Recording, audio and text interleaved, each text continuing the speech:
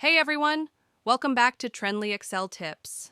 Today I'm showing you a quick trick to turn a column of employee names into rows using the Transpose feature in Excel. So let's say you have a long list of names in a single column, but you need those names horizontally, across a row instead. No need to rewrite anything. Excel can flip it for you instantly.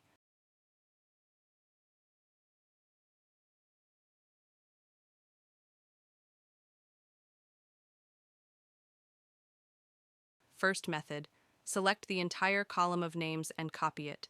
Now right-click where you want the row to start. Choose Paste Special. A pop-up will appear, and at the very bottom you'll see Transpose. Click it, and boom! Your column turns into a row automatically. Quick and clean.